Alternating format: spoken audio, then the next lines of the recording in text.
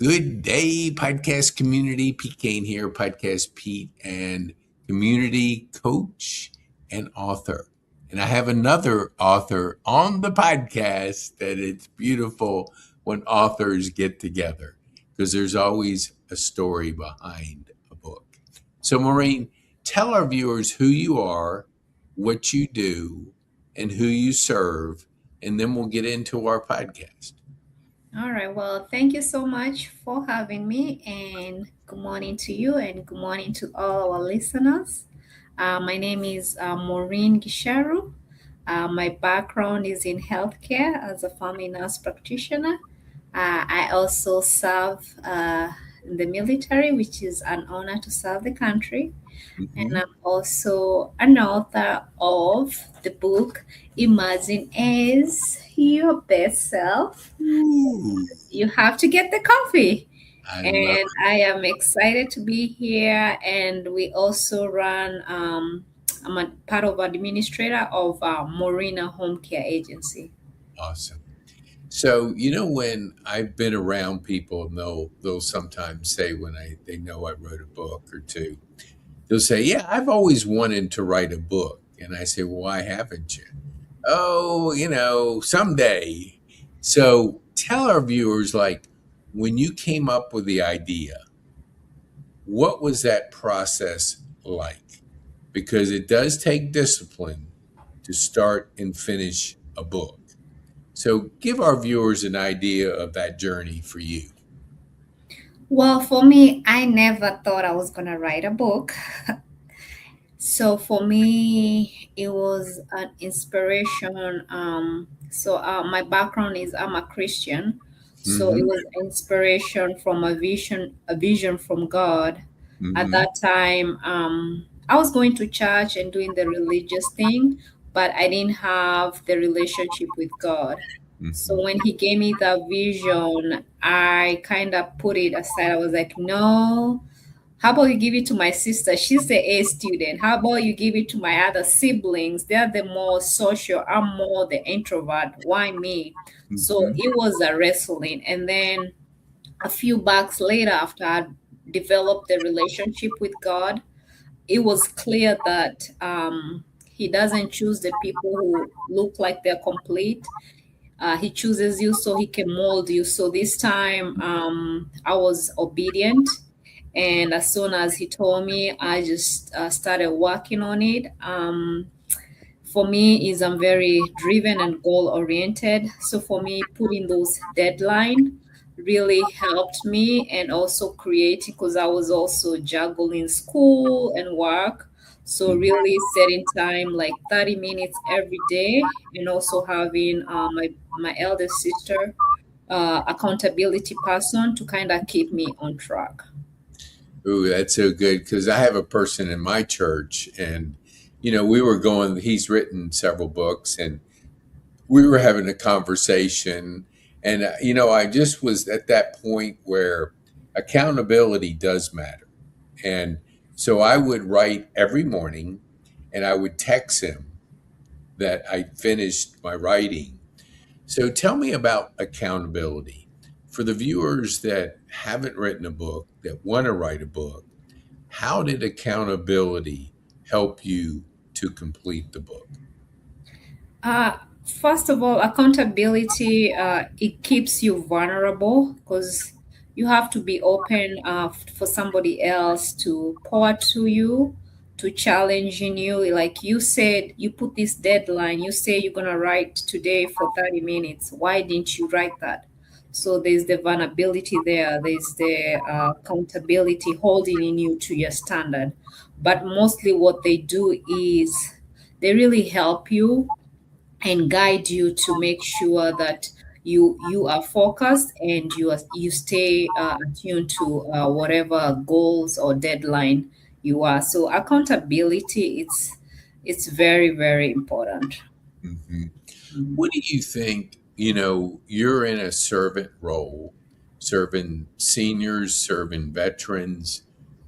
Did you find that back when you were a little girl, or how did you develop that servant heart? I think it's being around my two favorite people, my grandmother and my grandfather. Hmm. So being there, I always thought like these people are just so cool. They have lots of wisdom. They will tell me lots of stories. So when they started having crisis in healthcare, my grandmother dementia, my grandfather cancer, it really broke my heart. And I was like, no, these people have been pouring out to me every time. Now Hmm. it's my time to navigate and know how to serve them. So I've always had the heart of being around elderly people, and really I enjoy and I love serving elderly people. Mm. Yeah. When you look at your daily routine, how do you prepare yourself for a day? Because serving seniors can be very difficult because of just the demands on our physical body, on our just our schedule. How do you prepare yourself for the day? I believe what I do is I'm a stickler at my calendar. Hmm. So I love my to-do list. So before I sleep, then the next day I already have like this is what I plan to do. And then also having a team, because you can't do it by yourself. Hmm. Having like a trusted team, like they trust me to lead them and guide them, and vice versa. I trust with them. I trust to work together. So those two things, that's what, and of course, my faith in God. That's what keeps me going and helps me keep everything together. Yes, that's beautiful. Team building is something, it's a skill. What would you say to our viewers? What's the best team building tip you might be able to share with our community? Wow. How many hours do we have on that? Yeah, you're right. There's not one thing, but I just like to because you're busy, you have a busy schedule. I want our viewers to glean, the most from Maureen. So, what would be the best one that you found that has paid the best dividend for you and your team? I think for me, and I'm continue learning is it always starts with you. So you can have a team, but if you don't know how to lead, how to Hmm. get feedback, so I always start with me. What kind of a leader what kind of a leader I am, Hmm. and from there it's like when I start looking for, let's say, if it's an assistant or if it's a trusted caregiver or registered nurse, how do I bring them to my team? First of all, it's like I want to know the person before I know the professional, because we in the elderly population is more like you don't want to put just anybody. You want to put somebody who has quality, somebody who can trust, and it's a safe place. Hmm. So we get to know the person, their personality, what's important to them, and also knowing, is it a good fit for us or is it a good fit for them. So Hmm. ultimately, and then also what we do with the team is having those weekly meetings where we get feedback to each other. It's like, okay, where can we improve on this area, or vice versa? Can you give me a feedback? What kind of a leader am I? What areas can I improve so we can all work together? So team building is a skill, and also really doing conferences kind of help you learn different strategies, because sometimes you may think you're doing good, but there's something that you need to stretch, there's a new skill you need to learn. So really going out there, conference, learning how successful people doing this, Hmm. and putting yourself there. So it evolves a lot. Yes. Yes. Yeah. When somebody will ask me a similar question, it's a journey of learning. Mhm. And one of the things when I started 4.5 years ago doing podcasts, I had no earthly idea what I was doing. I was losing podcasts. I was forgetting I'd have multiple people on. I'd forget to ask this person the question. But, you just keep figuring things out. What would you say when you finish your day and you're looking and reflecting on that day? Do you do anything like journal? Do you do anything to help you think better and to learn faster? Uh, I love doing gratitude journey because sometimes you may have to-do list of 5 things, and then unfortunately things happen and you are only able to accomplish one. Hmm. So being grateful that, hey, I was able to achieve that one and not really beating up on yourself. Hmm. Another thing I do is meditation and yoga. That Hmm. kind of really helps me decompress and come back more to myself and bring back my energy, because you are really pouring out to others. So how do you pour back to yourself? So really having that, doing yoga and meditation, and really having that gratitude journal saying, hey, I wanted to accomplish for 5 things today, but I was only able to accomplish one. So I celebrate the one that I was able to accomplish. That is beautiful. As you were just sharing, my next question was your energy level. Because when you're in senior care, when you're serving, we see a lot of the caretakers really pouring so much out, they don't take care of themselves sometimes. So go a little bit deeper, like when did you find yoga? When did you find meditation? And how has it helped you with your energy level? I really started yoga back in high school as one of those ed classes.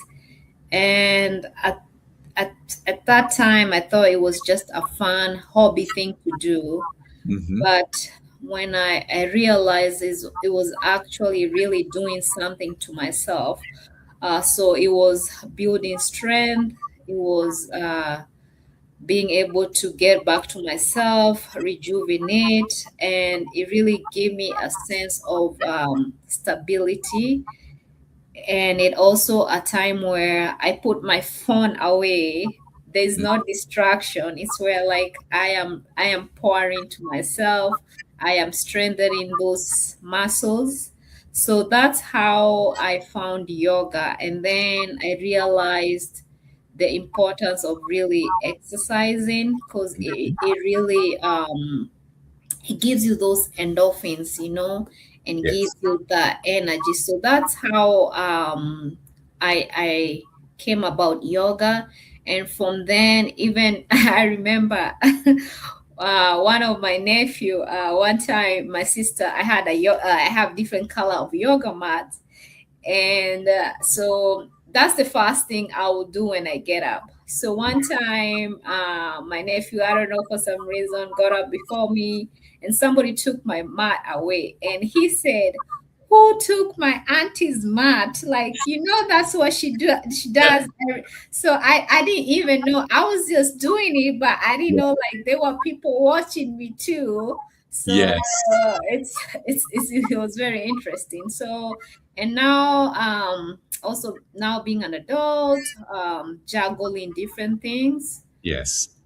it has really really helped me a lot. Ooh, that is so beautiful. The average person watches 4 hours of TV and they'll scroll like 2.5 hours of, say, TikTok videos, and they're consuming other people's lives. How do you stay focused and how do you help yourself continue to create? What do you have certain things you do that keeps you in that mindset? Uh, so a few things I do is, even if I'm looking at social media, I put like a timer so Hmm. that way, because we're all humans, we can Yes. all get carried away. So I put timers. Okay, I'm gonna go to check on Instagram. I'm gonna be on Facebook or whatever the social media is. I put a timer like, hey, after 10 minutes or whatever minutes that I said to do, the timer is off, I'm logging out. So Hmm. those like timers really help me not spend too much on social media or things that really don't really serve me at that point. So that's one way that really keeps me focused. That is beautiful. We look at our day, and there's so much that we learn throughout the day. Do you have habits that you have used that have served you well in your journey? Um I'm pretty sure different habits I have is I think also comes back from really growing up. Hmm. So, and things that I have, like being in the military, picked up on. So I would say starting growing up, childhood, they really taught us when you get up, you gotta pray, do your prayers. Hmm. You gotta work hard because life it's not gonna be given to you. You have to put in. So those are like the foundation that my parents gave me, and Hmm. then really serving in the military, discipline. Get up, you gotta do your exercise. You gotta be structured. You gotta be focused. I think those habits have continued to really help me, and also I love really reading books. Hmm. So like reading books like Atomic Habits. Sometimes we think they're the big things, but not really. It's just the little tiny changes that we make that really, at the end of the day, that or long term, that really helps. Yeah, I love Atomic Habits, and I there's only about five newsletters that I receive, and one of them is by James Clear, 321. And so, yeah, and it helped me to develop, like, I go to the gym 6 days a week, and then I'm in physical therapy and occupational therapy the other day. But when I started stacking all these positive things, it just became a routine. And then once you get into a routine, Yes. it's just like that's just part of your day. Yes. What would you say when you received your book in the mail and you had that sense of, man, I wrote this book, I finished it, and now it's in my hand. What was that feeling like for you? Wow. I think it was, to me, I felt like it was overwhelming. It was fulfilling. It's like, first of all, I knew the book and the story, it wasn't about me. It was really about God using me. And I was like, wow, it's like, look what obedience does to you. Look how you're gonna inspire other people. Hmm? It was filled with gratitude. It was surreal. A girl from a small village in Mweki, here you are writing books. So it was just grateful, just fulfilling, and just like so amazing. Yes, it's beautiful when you on the other side of hard work and you see the fruits of Yes. your labor. I had a person on my podcast, this was a couple years ago, and we didn't know how we connected. But at age 5, he found himself in a concentration camp in a country that had no freedoms. and there was persecution. There was a lot of things going on. Not your typical pre-K upbringing. Mm. But what he said was this. He used the term PTSD, and he said, take the D and put G for growth. Oh, wow. Do you have a time in your life that was at the time very difficult for you, but when you got on the other side of it, you found that Maureen grew more than she's ever grown? Was there a time that you could share that made that impact on you and your growth? Yeah, so one particular time I can think of is so growing back in Kenya, I grew up in a boarding school. So me and my sister and my sibling, pretty early, I believe I was in my fifth grade. So Mm-hmm. that's really early. So that's where in boarding school you don't really have parents, so it's a culture where you learn how to be to create friends, to how to discern, how to choose good friends, how to adapt to new environment. How do you cultivate this? It's a place where you can't just call your parents. They come twice visiting day, and that's it. So you really learn how to navigate quickly. Mm-hmm. So that really I didn't know how I was gonna be able to navigate it. But Mm-hmm. it's like when you put in that environment, it's amazing how you did. I came out okay, and then when I immigrated here to United States, now it comes the challenge. You're a teenager being put in this country, different country, continent. How do you navigate this? Mm-hmm. So it came back from there. It's like I didn't know being in boarding school was preparing me for life. Mm-hmm. Because here it's like, okay, your parents are not here. Okay, you don't know anybody. You don't know the culture. You don't know the custom. How do you navigate? The school system is different. I mean, whole different. So that is like, okay, now it's like those skills now are coming in handy. And Mm-hmm. then also being in the military, you don't know how you're going to navigate. You have to Mm-hmm. learn the structures, you have to learn being resilient, you have to learn like you don't just wake up whenever you wake up, you wake up whenever they tell you. Mission Mm-hmm. comes first. So I think all those together that I didn't really think at the moment, like in being in boarding school, was, you're a kid, you don't even think about that, but those, I believe, they help me being able to navigate here in this country. And not saying like my story is better or different, it's just this is how I was able to navigate in this country as a teenager, because you don't know who you are. Yeah. You're also trying to find your identity, and now in the mix, a new country, new school system, it's like new food culture. Like, how do you do that?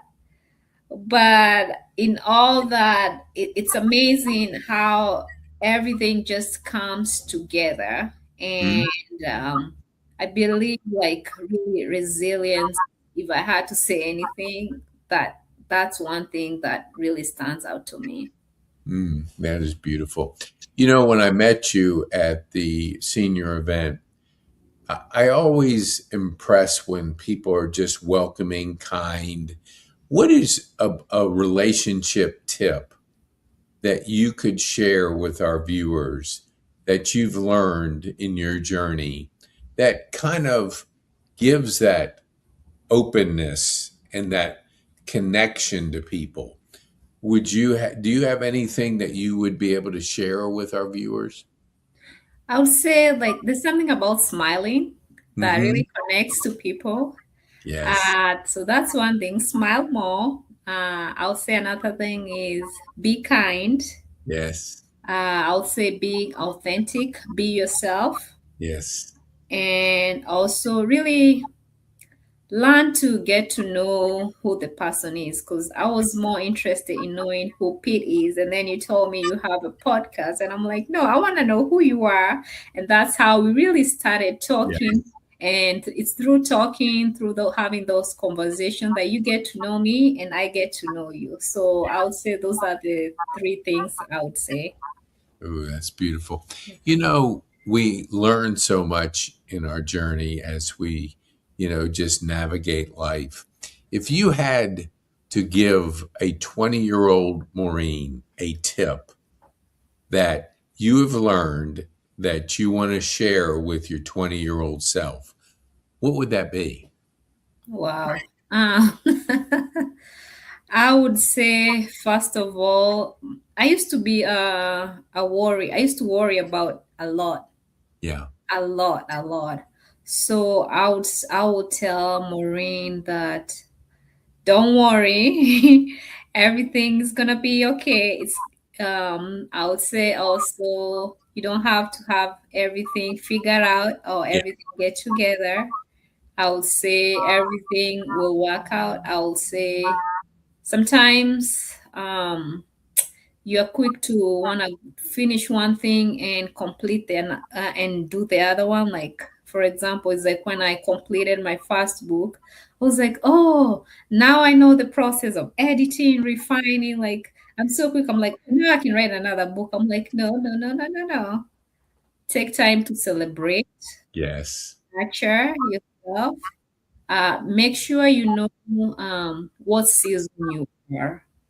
Don't try to speed up or try to rush anything. Well, which season am I? Decide Hmm. the season, enjoy that season. That way, when it comes to the next season, Maureen is ready. Mm. I would say also, just know that cast your fears to God. Um, know that you put God in everything you do, and Hmm. everything will work out. And then I would say also continue being kind to other Yeah. people. Um, don't ever try to fit in or compare yourself with other. Like Hmm. your authentic self, people will love who you are. Hmm. And don't try to hide behind people. It's okay. Take that bold step, and you never know. Yes, that is beautiful. What is Maureen most excited about in the future?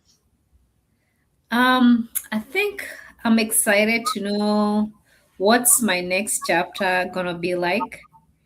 Uh, because when I look back, I feel like some of these things I don't think I envisioned to, Hmm. but I had prepared.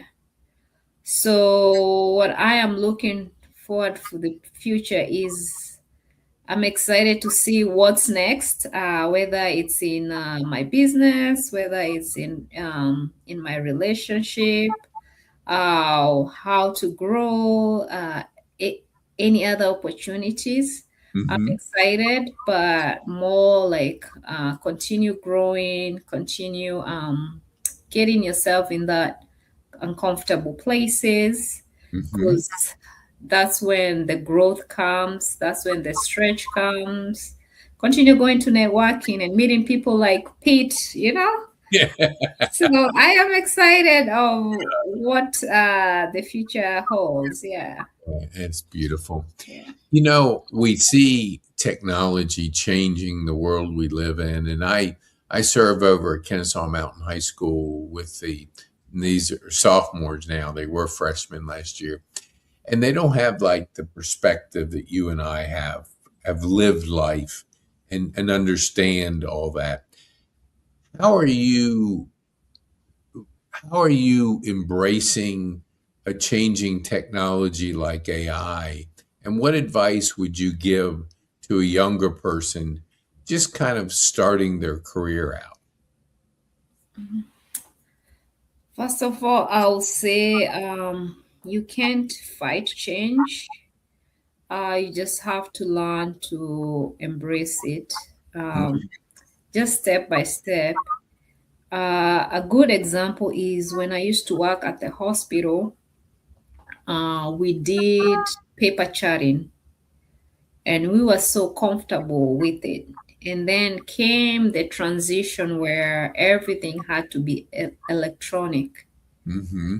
And we were all panicking. It's like, what do we do? Like, we are so used to, and now it's like this system we are now have to learn. It's like the doctors, the nurses, like it was just like the panic and that and all that. And then all of a sudden we just took it, one by one day at a time. We started doing the training, the electronic. And then now we are like, how did we even do the paper chatting? Because this is so easy. This is making our work easier for the physicians. Like we are able to pull medical information quickly in case of anything. So I would say at first it might feel overwhelming. Yes. Don't fight it. Just takes one step at a time. Mm-hmm. Sometimes we just have to learn the why behind it. It's like if we knew like the electronic will be like, faster, we're gonna chat more, it's gonna be more accessible. So learning the why, that's gonna really help navigating and just staying at the course, because eventually even with the AI, um, at first we are like, oh, now the AI. But once you really know the AI, it's like these are tools.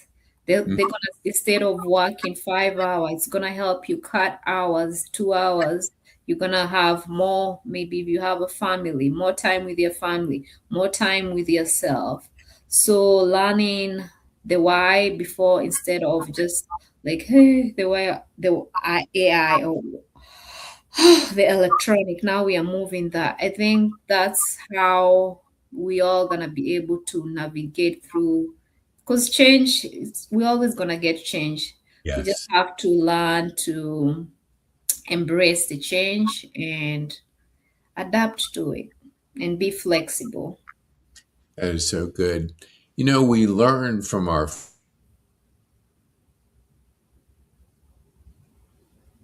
you walked away with a lesson through the journey of failure that you could share with our viewers? Hmm.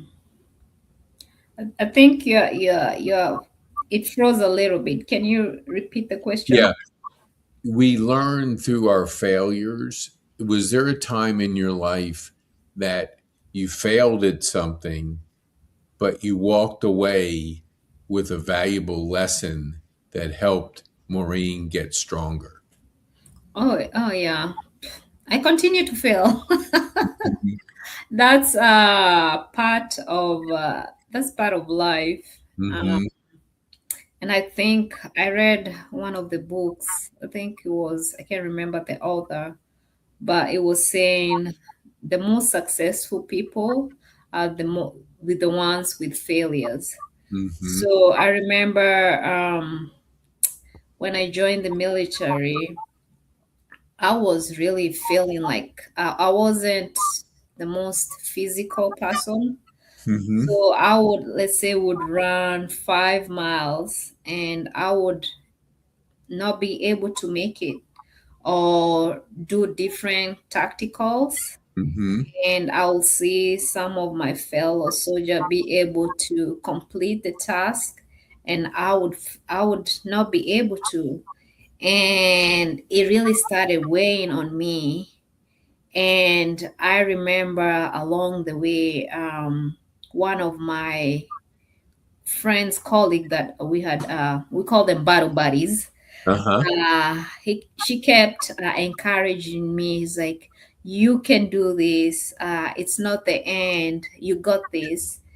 And then it's like it just started ingraining in me, and Mhm. uh, I quit beating on myself. And then now when we had like those resting moment or quiet, I would start like working on my, how do I increase my speed to running. So Hmm. I'll start working on that, and I started increasing my running, my strength. So I think, but I was really beating on myself. It was like, I should be like them, like they're running, and here I can't even make it to the 5 miles, and I'm supposed to. So for me, that was like shocking, and I was really beating myself. But thankful I had a friend that really encouraged me. And I always wanted to do better in everything. So really I started seeing, okay, how can I increase my running time? If it's push up or whatever tactics we are doing, how can I be better? And then all of a sudden I started getting better. I could run, I could keep up, I could do the physical strength. So I would say anybody out there that has have failures, Hmm. that don't really beat up on yourself, because that's what we do. We really tend to really beat on ourselves. Yeah, I that's would so say, true. yeah, that's what I was saying. Yeah, I do a lot of self-talking, and very seldom do I say something for the first time. It's always I've said it to myself. Do you have a form of self-talk that has honored you, and do you do that on a regular basis? Yes, I do have a lot of affirmations Mm-hmm. that I do tell myself, like, Maureen, you got this, you can do this, and also really meditating on the Word of God. It's like, Mm-hmm. hey, what does the Word of God says? So that keeps me going. Let's say in business where I feel like, hey, I'm not where I'm not supposed to do, but you feel like you're putting in the work. So really having those affirmation and being reminded, that really keeps my mindset and Mm-hmm. really keeps me going. That is so good. I want to be respectful of your time, so I have one more question after this. But tell our viewers, how can they get a hold of Maureen if they want to purchase your book or they want to use your services with seniors and with veterans? Yeah, so what I would say is my book really imagine as your best self by tapping into your full potential. Hmm?